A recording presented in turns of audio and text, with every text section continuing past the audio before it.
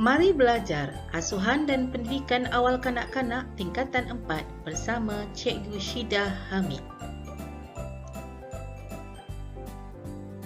Hari ini kita akan belajar standard kandungan 5.2 makanan seimbang untuk bayi dan kanak-kanak. Untuk standard pembelajaran, kita akan belajar 5.2.1 menyatakan definisi makanan seimbang dan 5.2.2 memberi contoh sajian seimbang dan berkhasiat untuk hidangan makan tengah hari bayi dan kanak-kanak berdasarkan peringkat umur. Definisi makanan seimbang merujuk kepada pengambilan makanan berkhasiat, berzat dan makanan yang cukup untuk keperluan tubuh badan. Makanan seimbang merupakan makanan yang harus dimakan untuk memastikan tubuh badan seseorang berfungsi secara normal. Makanan seimbang seharusnya memberikan kita tenaga, makanan yang mencukupi karbohidrat, protein dan lemak secara optimum dan kandungan fiber yang mencukupi. Makanan yang memberi tenaga dapat membina badan dan dapat menjauhi kita daripada penyakit. Standard pembelajaran 5.2.2 contoh sajian seimbang dan berkhasiat untuk bayi dan kanak-kanak mengikut peringkat umur. Menjelang usia 6 bulan, bayi semakin membesar dan menjadi lebih aktif dan tubuh mereka perlukan lebih banyak tenaga dan khasiat berbanding apa yang susu boleh berikan. Khasnya protein, zat besi, zinc dan vitamin larut lemak seperti vitamin A dan D. Maka makanan pelengkap di samping susu ibu diperlukan untuk memenuhi keperluan nutrien tambahan bayi. Tambahan lagi, kebanyakan bayi telah bersedia dari segi tahap perkembangan untuk menerima makanan lain pada usia ini. Semua bayi dan kanak-kanak haruslah diberi makan dengan mengikut masa, mencukupi, selamat, sesuai dan menggunakan cara yang betul. Bagi sajian bayi 6 hingga 8 bulan, mulakan pemberian makanan pelengkap tetapi teruskan penyusuan susu ibu. Pertama, mulakan dengan bijiran seperti bubur nasi serta ubi-ubian seperti kentang dan keledek, diikuti oleh sayur-sayuran, kemudian buah-buahan. Perkenalkan hanya satu jenis makanan pada satu-satu masa, yakni jangan campurkan beberapa jenis makanan bersama. Kedua, teruskan memberi bayi makanan tersebut bagi tempoh 3 hingga 7 hari lagi. Ini bagi membolehkan bayi menyesuaikan diri dengan makanan. Tempoh ini boleh mengesan sama ada bayi ada alahan terhadap makanan yang diperkenalkan. Ketiga, ulangi dengan makanan lain. Antara makanan yang boleh dicuba bagi bayi 6 hingga 8 bulan ini seperti bijirin, contohnya bubur, nasi, ubi-ubian seperti keledek, kentang, bayam, brokoli, dal, kacang merah. Teksturnya hendaklah lembut dan tidak berketul. Sama ada dipuri, dikisar ataupun dilecek. Di samping meneruskan penyusuan susu ibu, bayi perlu diberi 2 hingga 3 hidangan makanan pelengkap dalam sehari pada waktu makan utama iaitu sarapan, makan tengah hari dan makan malam.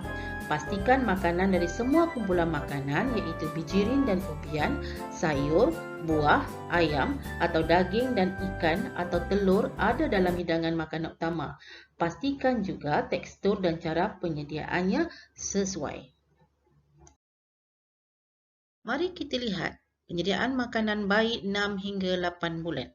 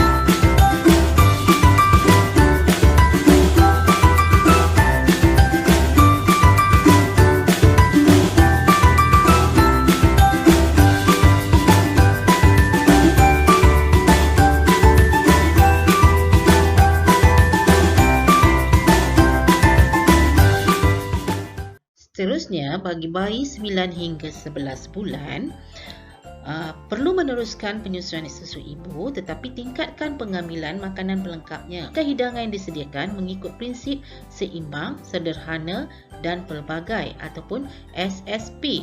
SSP ini ialah pertama, diet yang seimbang termasuk makanan daripada kesemua 5 kumpulan makanan dalam piramid makanan Malaysia. Yang kedua, dihidang dalam saiz sajian yang sederhana, yakni mengikut jumlah sajian yang disarankan bagi setiap kumpulan makanan. Yang ketiga, mengandungi pelbagai jenis makanan yang akan memenuhi keperluan pemakanannya. Jadi, antara makanan yang boleh dicuba seperti bubur daging dengan jagung dan bayam, bubur ayam dan lobak merah, bubur ikan dengan kentang dan lobak merah. Teksturnya, makanan tersebut perlulah lembut yang dikisar, didadu dan dicincang halus. Daripada buku teks disarankan seperti bubur nasi, isi ikan kisar, bayam kisar, buah betik lecek, air suam, nasi lembik, sup ikan, brokoli kisar, pisang lecek dan air suam. Mari kita lihat penyediaan makanan bayi dan kanak-kanak 9 hingga 11 bulan.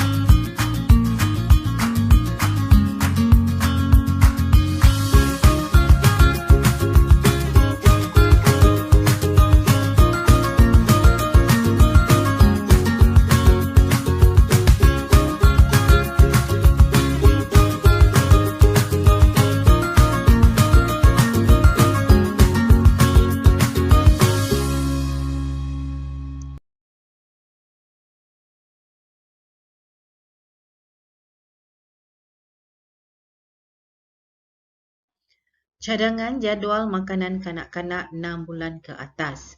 Baik bagi umur 6 hingga 8 bulan, sukatan makanan setiap hidangan, setengah cawan bubur, kekerapan makan sehari 2 hingga 3 kali sehari, kekerapan snack 1 hingga 2 kali sehari.